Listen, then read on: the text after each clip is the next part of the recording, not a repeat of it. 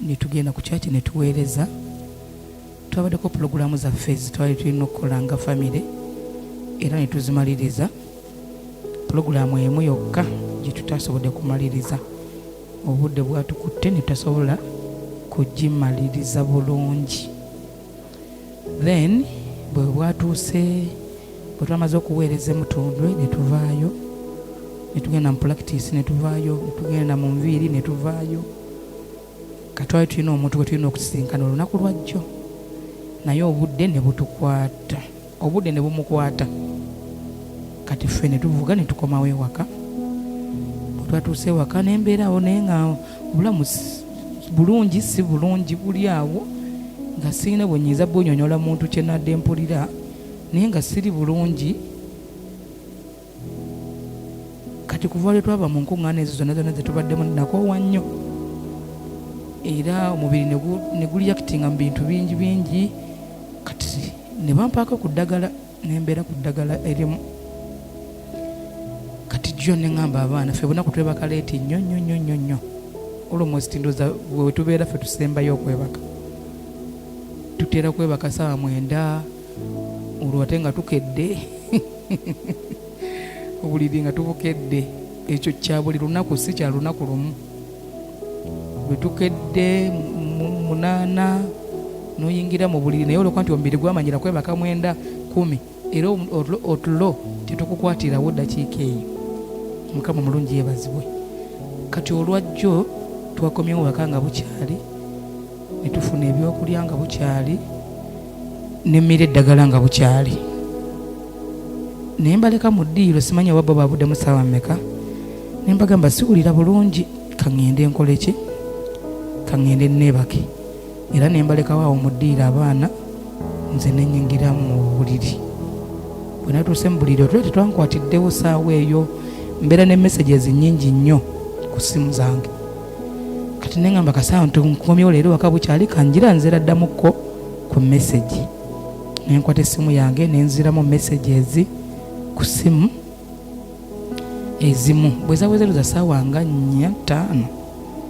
Ne ŋŋamba kanneebake, ne neebaka. Mbadde ndudde okwebaka otulo otuwooma ng'omutima tegwebaka, naye munnange ekiro neebasa otulo otulungi. Ndooza nja tunyumizaako ne Yesu. Oba mbadde ndudde emyaka emeka nga situfuna otwo otulo. Twabadde tulungi nnyo, nawomeddwa otulo. Omubiri gwonna ogwadde omulwadde gwonna nazuukuse 11:00 nga sirina yadde awannuma wonna, nga nawonye. Mukama mulungi yeebazibwa. Bwe nzuukuse 11:00, Facebook eri bulungi, eri mu kutereera. Kale bannaffe abatubadde batufunira ku Facebook osobola okugenda ku YouTube. Kati bwe nazuukuse 11:00 ez'okumakya, sisazeewo kwebaka.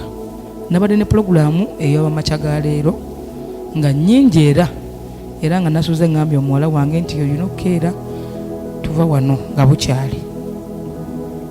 Era nabadde mbagambye tuvawo 12:00. Era 12:00 n'eddakiika 2 zinsanze mu ddiiro. Bonna ne bazuukuka nga mbalaba. Ne mbagamba nabagambye tuva wano 12 ate ze muzuukuse. Mukama mulungi yeebazibwe. Naye ne tumaliriza, bwe tumaliriza nenzirayo mu kisenge. Bonna ne bazuukuka, ababadde balina okuzuukuka. Bwe bamaliriza okuzuukuka, nze nenzirayo mu kisenge. Kati bwe nzizeyo kunaaba, kwetegeka kufuluma. Naye omutima ogumu ne guŋŋamba message tezaaweddeyo. Kati kano katayimu k'okyayinawo, gira oddamu messages. Era nenzira ku ssimu zange. Ne mbeera ku ssimu ndooza zibadde ssaawa nga mmeka, ssaawa 3. Ne nkubira Doola ne mugamba okyebase, nga abadde akyebase. Ne muzuukusa ne mugamba naggaye tuva wano ssaawa za kumakya, ssaawa 12. Gwe paka ssaawa 3 okyebase. Naavaayo ne mugamba kyembadde mugambye, bambadde mugambye ki? Ojjukira bye nkugambye ku makya? Naye tabijjukira. Nange sibijjukira bye mugambye. Ezo zibadde ssaawa 3. ne mugamba tugenda kuva wano essaawa 5 tubaye tulina mu tawuni we tulaga ng'era n'abantu batulinzeewo. Bwe tutuuse bw'afulumya ekisenge ndowooza nga wayiseewo dakiika nga 10 ku 15 oba kale 2 eddoboozi ne liŋŋamba jjako essimu nga ndiwulira bulungi nnyo ne nzijjako essimu. Kati bunaku ntera ozijjamu amaloboozi ne nziteeka awo kumpi. Kati ndoza kyankwata eri mu mutima essimu ne weevugira wa naye mba temuli ddoboozi nze mba njiwulira eno mu mutima gwange simanyi oba kiri ku bonna oba nze kyakwata nze nzekka. Kati eddoboozi ne likomawo ne liŋŋamba nkugambye wejjeeko essimu. Kati mu bwongo bwange ne ŋŋamba maama mukama oyina kyoyagala okwogera nange leero ngonze jidde mu bukambwe bwento nga bwe neeyogeza nzekka n'essimu n'ozinzijjako at least bwanindekedde essimu n'endikodinga bwento nga bwe ŋŋamba nga ntegeera bulungi. Sinywa mwenge kyekisookera ddala era sigunywangako. Nabagambako edda abaffe baali basogola ogwo omwenge. Kati taata waffe yali anywa nnyo omwenge kati nga bwakomawo nze namuguliranga. Kati nga bwakomawo n'omukulisaayo kati nga nze omwenge gunkwata nga sinze ngunywedde kasanina n'omuntu anywedde kasanina n'omuntu anywedde nze gunkwata. Mukama yeebazibwe. Kati omutwe gwange munafu beegutya okutuuka kweryesa nti newe nina nowuliranya omuntu ayina ekintu kyawunya kiwulinza kati nange kikoze kitya. Kati sigwesembereza era sigunywa naye bagunyumyako in fact kasi omuntu agunyumyako waliwo yali atunyumiza enjaga nempula nga n'enjaga enkutte temuseka. Kati kyengezako bagamba nti sinywa njaga bino byendi mu kwogera nti oba nabadde nvuddeko obanga ntaddemukko badde ntegeera bulungi nnyo nnyo nnyo. Mukama mulungi yeebazibwe nnyo. Muli kodinga neyanziza. Kati eddoboozi nerikomawo neriŋŋamba wejjeeko essimu. Mu kisenge kyaffe mulimu toyireti n'ekinaabiro waliyo ne sinki. Eddoboozi neriŋŋamba essimu ezo zejjeeko buli lunaku bwe mba nzijjamu eddoboozi bwe mba sizitadde ekitanda kyaffe kinene nnyo olwo sikimalayo ekisenge ekitanda kyaffe kinene kati ne bwe mba njijjako oluusi ne ngiteeka eri oba kati ntera nnyo bikola bwe bityo oluusi ne nziteeka wansi w'ekitanda ku kyaja.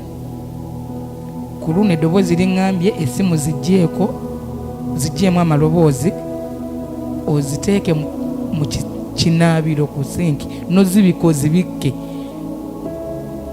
Kati buli lunaku nga bwegambye nti kiri oba kiri kunze nze kawa buli muntu nti essimu neweva evibratingirawa nze mba njiwulire eno omutima gwange. Kati ku luno tebibaddeeko nti ojja giwulira nga evibratinga kubanga bagambye nzibikkeko bulungi ne nziteeka mu sinki ne nzigalawo ekinabiro ne nkigalawo ne nkomawo eno mu luumu ne ŋŋamba naye ntegeera bulungi oba waliwo ekigenda mu maaso. Kati mu haafu nga ntegeera kati ate nga haafu ninga atalitegeera bulungi ne ŋŋamba ye bino biki sitegedde kibaddewo. Ne neebaka ku buliri kungulu nga seebise essaawa ziri 3 n'eddakiika eziguddemu ne neebaka kungulu ku buliri nazukusa essaawa 10 kati ku luno seebase nti neebase tuli otulo otulungi twembanyumiriza otwampomedde obulungi kuba mbadde nga ndaba nti ntegeera mbadde ndaba nga ntegeera bulungi nnyo nnyo nnyo. Kati bwe neebase ku buliri kuba nsoose ne ntuulawo ne ŋŋamba naye oba ninga abadde atya ninga ata kwe kugamba mbu kangalamire ku buliri. Kati nengalamira nga ntegeera bulungi nengalamira ku buliri nenzibiriza amaaso bwe nzibiriza amaaso neekanze ndi wano kuwa kyaliwo essuubi. kati mbunga tubaddeko ng'oba na pate ebadde nga party sort of party